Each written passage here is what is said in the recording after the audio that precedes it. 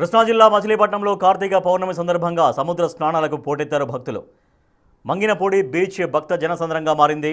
మంత్రి కొల్లు రవీంద్ర సాగర సుప్రభాత హారతితో సముద్ర స్నానాల్ని ప్రారంభించారు. భక్తులు సముద్రం ఒడ్డున కార్తీక దీపాలు వెలిగించి పుణ్య స్నానాలు ఆచరించారు. చిన్నపిల్లలు తప్పిపోకుండా ట్యాగులు వేశారు ఐసీడీఎస్ అధికారులు.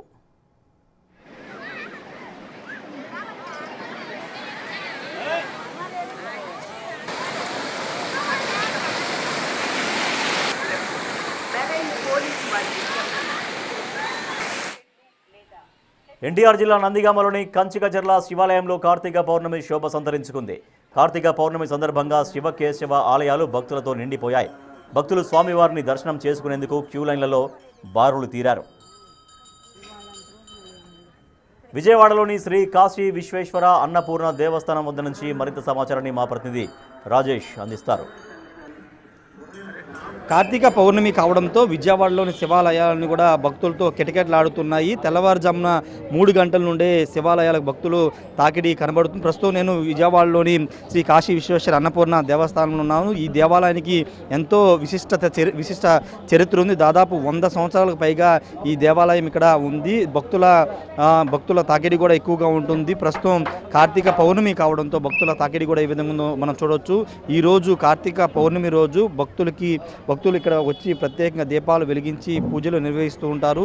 ఇలా పూజలు చేయడం ద్వారా కార్తీక మాసంలో కార్తీక పౌర్ణమి రోజు పూజలు చేయడం ద్వారా శివుని అనుగ్రహం పొందొచ్చని భక్తుల ప్రగాఢ విశ్వాసంగా ఉంటుంది. చూడొచ్చు ఏ విధంగా ఇక్కడ భక్తులు ఒత్తులు వెలిగించి పూజలు నిర్వహిస్తున్నారు. తెల్లవారుజామున 3 గంటల నుంచి ఇక్కడ భక్తుల తాకిడి కనబడుతుంది. విజయవాడలోని వంటంలోని పాత శివాలయం కూడా ఇదే విధంగా భక్తులతో రద్దీగా మారింది. 3 గంటల నుంచే భక్తులు రావటం, దీపారాధనలు చేయటం చాలా విశేషంగా ఉందండి.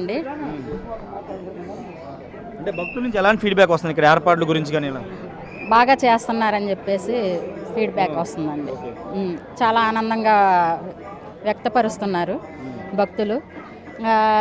జనాలను కూడా ఒకేసారి పంపించకుండా లైనుగా కొంతమందిని పంపించిన తర్వాత కొంతమందిని అలాగా పంపించటం వల్ల దేవాలయంలో కూడా అంత ఇబ్బంది పడకుండా భక్తులు ఇదిగా.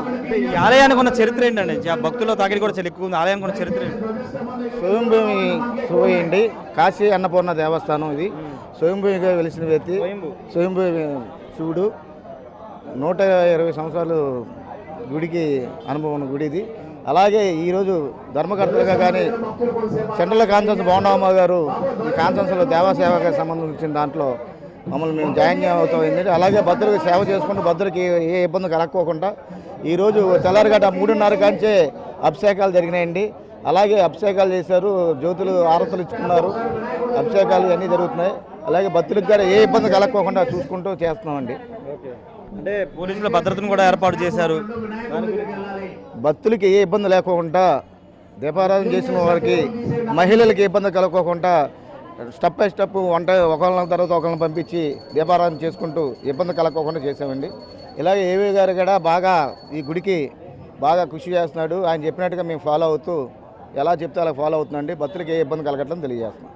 థ్యాంక్ యూ అండి. ఇక్కడ స్వయంభూగా వెలిశారనేది ఇక్కడ ఉన్నటువంటి ట్రస్ట్ బోర్డు సభ్యులు చెప్తున్నారు. పూర్తిగా ఆలయానికి వచ్చే భక్తులకు ఎలాంటి అసౌకర్యం కలగకుండా అన్ని ఏర్పాట్లు చేస్తాం. భక్తులు కూడా ఎలాంటి ఇబ్బందులు ఎదుర్కోకుండా పూర్తి స్థాయిలో భక్తులు దర్శనం చేసుకుంటున్నారని కూడా ఇక్కడ నుండి ఆలయ సిబ్బంది చెప్తున్నారు. కెమెరా పర్సన్ సుబ్బుతో రాజేష్, బిగ్ టీవీ, విజయవాడ నుండి.